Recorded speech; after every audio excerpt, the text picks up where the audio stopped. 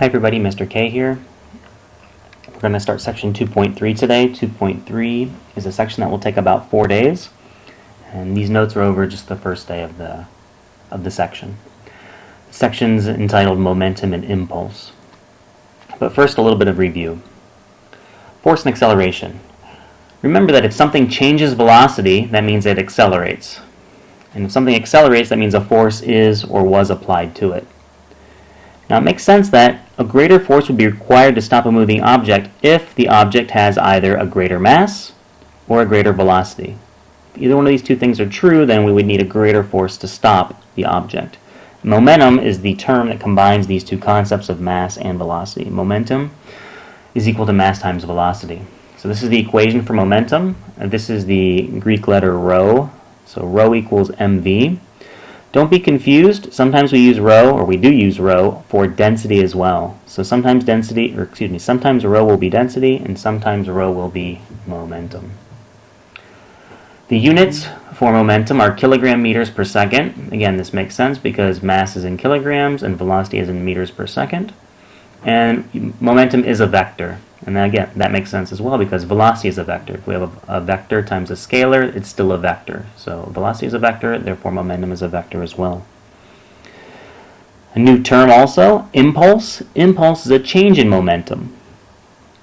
Impulse has the same units as momentum. So the impulse, or the change in momentum, remember momentum is mass times velocity, it's a vector. The impulse of an object rebounding or bouncing off of a surface is greater than the impulse of an object being stopped by that surface. Let's do a small demonstration here, have a small visualization to explain what we're saying here. We have two balls, a red ball and a blue ball, with the same mass and the same initial velocity. So here's the before. Same mass, same velocity, heading towards this wall. The red ball, however, bounces off. Now the mass doesn't change of the ball, and the velocity is not changing magnitude, but it does change direction. It's now heading the opposite direction. Blue ball, same thing. The mass doesn't change. However, its velocity is now 0. It gets stopped by the wall. So what are the impulses for these two balls? What are the changes in momentum? Well, for the red ball, the momentum before hitting the wall is mv, if we choose right to be positive. And the momentum afterwards is m times negative v, or negative mv. So the change in momentum would be the momentum afterwards, the final momentum, negative mv, minus the initial momentum, mv, equals a change in momentum of negative 2mv for the red ball. For the blue ball, the initial momentum was mv, and the final momentum is 0 because it's stopped by the wall. So the change in momentum for the blue ball would be 0, the final momentum, minus mv, the initial momentum, which would equal negative mv. So the change in momentum is greater if the ball rebounds than if the ball is stopped by the object. We're going to go ahead and do this problem. This is problem 29 from our book, page 62. And the question says, a ball of mass 200 grams. 200 grams is equivalent to 0.200 kilograms. Is traveling at 10 meters per second. That'll be its initial velocity, most likely. Bounces off a wall, and as in figure 2.68, and that's the figure we had shown earlier with the red ball, blue ball. If after hitting the wall it's traveling at 5 meters per second, what's the impulse? Notice, first thing we have to notice is the final velocity is in the opposite direction as the initial velocity, so I'm going to make this negative. So we'll say this is the initial velocity in the positive direction, this is the final velocity in the negative direction. So the question asks us, what is the impulse? And the impulse is the change in momentum. So the change in momentum is equal to the mass times the final velocity minus the initial velocity. The mass of the ball is 0.200 kilograms. The final velocity is negative 5 meters per second. And the initial velocity minus a positive 10 meters per second. Math, 0.2 times negative 15 equals negative 3 Newton seconds, or negative 3 kilogram meters per second. Either one of these is fine for the change in momentum, or impulse. We're going to continue with one more page of notes before we do more problems. So here's the equation for impulse. We kind of saw this equation in the red ball, blue ball slide, two before this one. The change in momentum, this is a delta, this is another Greek letter, it means change in. The change in momentum is equal to the mass times the change in velocity. Again, the mass is not changing. The force, as you remember, is equal to the mass times acceleration. So we can change acceleration to be the change in velocity divided by time. That's the definition of acceleration. The acceleration is the change in velocity divided by time. Or then, since this term, mass times change in velocity, is equal to change in momentum, we can substitute that in now. So force is now equal to the change in momentum divided by time. This is the rate change of momentum.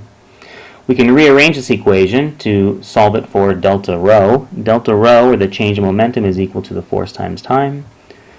And there are two different units for this momentum or impulse term. The one we saw before, kilogram meters per second, or Newton seconds. Either one is fine. They're the exact same. And sometimes it's, depending on what we're trying to solve for, we're going to want things showing the mass or showing the force. So delta rho is equal to the mass times the final velocity minus the mass times the initial velocity of an object. And we can combine these equations to solve for whichever unknown we want. And again, sometimes we'll use the units of Newton seconds for impulse or momentum, and sometimes we'll use the units of kilogram meters per second, depending on what it is we're trying to find, what the unknowns are and what the knowns are for the problem. So we're going to do a few more example problems from your book, and that will be it for today. This is example 1 from page 63 in your book. It's dealing with objects that are not in equilibrium, but we can still find out information about them. This one talks about an elevator that has some tension on it. It also has a weight, and we're told that it's accelerating upward. We're told that it's an elevator that's accelerating upward at a rate of 1 meter per second squared. And we're told the mass of the elevator is 500 kilograms. And the question asks us, what is the tension in the elevator? So we can say the net force is equal to the tension. And again, I'll have upward be positive and downward be negative. Is equal to the tension minus the weight. Force is the mass of the object times its acceleration. If I solve this equation for t, I have to add mg to both sides. And I prefer having the thing that I'm solving for on the left side of the equation, so I'm going to just switch the order of the equation. And this next step's not necessary, but I'm going to factor out the mass. We're told the mass is 500 kilograms. The acceleration is 1 meter per second squared. And the acceleration due to gravity is 9.8 meters per second squared. Now again, I have the acceleration due to gravity as a positive number because I took into account the negative direction of it up here. So because I took into account the negative direction of g up here, g is actually a positive number in this case. Plug this into my calculator. 500 times 10.8 equals 5,400 newtons. That's the tension in the rope. 2 is similar to example 1. We have the same elevator. We want to know the new tension in it. It has the same weight. The weight is mg. We're told, well, it's now accelerating downward at 1 meter per second squared. And so I'm going to call that negative, because this is the positive direction, this is the negative direction. So its acceleration is now negative 1 meter per second squared. So what is the tension? We set it up the exact same way. The net force is equal to the tension minus the weight.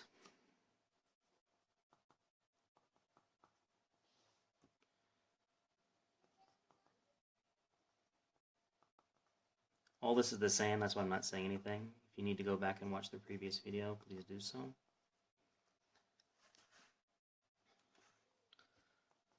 The mass we were told in the first step of the first example problem was 500 kilograms. The acceleration is now negative 1 meter per second squared. And the acceleration due to gravity is 9.8 meters per second squared. So we have 500 times 8.8. Which would be 4,400 newtons. That's the tension in the elevator. 3 from page 64 in your book is dealing with more complicated systems. We have two masses, one of big M, one of little m, connected by a rope. There's a frictionless pulley, and this mass is on a frictionless surface. The system is not in equilibrium. It has an acceleration in this direction. Since it's connected by this rope with a pulley, the same acceleration is in this direction. So for this box, it's in the downward direction, and for this box, it's in the right direction. So what can we find out about this system? We'll take each box separately and see what we can find out about it. If we use this box, the normal force and the weight balance out. The upward and downward force are in equilibrium because the box isn't moving up and down, it's moving to the right. We can tell that. Well, it's moving to the right. Technically, we don't know if it's moving to the right, but it's accelerating to the right. Interesting. Well, it's accelerating to the right. So we have a tension in the rope and acceleration in the horizontal direction for this box. So the net force is equal to the tension, and that's it. There's only one horizontal force acting on this. So the overall force is equal to the tension. And the force is equal to the mass, and again, the mass of that object is big M times its acceleration. So from this object, we know that MA, big MA, equals T. What can we find out from this box? Well, the net force in the vertical direction is equal to the tension minus the weight. And again, we can substitute. The overall force is the mass of this object times its acceleration. And the acceleration is in the downward direction, so I'll put a negative sign here. This is mass times negative acceleration. And that's equal to T minus mg. So we can substitute in this for T. We know that T is equal to big MA, so we can substitute that in.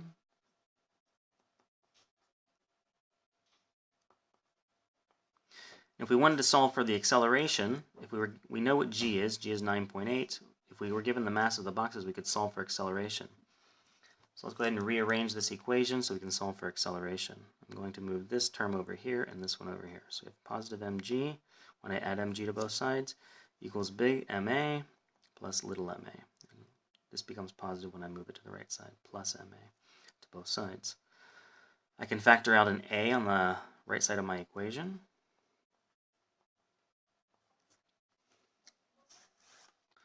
And I can divide by big M plus M. So my acceleration equals little mg all over big M plus little m.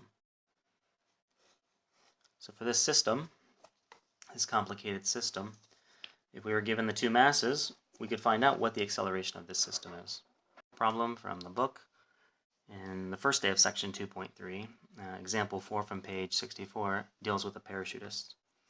We're told the mass of the parachutist is 60 kilograms. The book incorrectly says this is his weight. His weight is not 60 kilograms. It's his mass. It says he's free falling, and then he opens his chute. So these are the two forces acting on the parachutist. We have his weight here, and we have the resistive force due to him having opened his parachute. So again, this is a system that is not in equilibrium. The overall net force is equal to the upward forces minus the downward forces. So what is his acceleration is the question. We know his mass, we know the two forces that are acting on him. What's his acceleration? We can substitute mass times acceleration in for force, and we can do this easy math, 1200 minus 600. This was in newtons. We know his mass is 60 kilograms. So if I divide both sides of this by his mass, yet his acceleration is equal to 600 divided by 60, which would be 10 meters per second squared. Now, it's important to note that because I defined up as positive and down as negative, his acceleration is actually in the upward direction. So positive 10 meters per second squared means his acceleration is 10 meters per second squared up.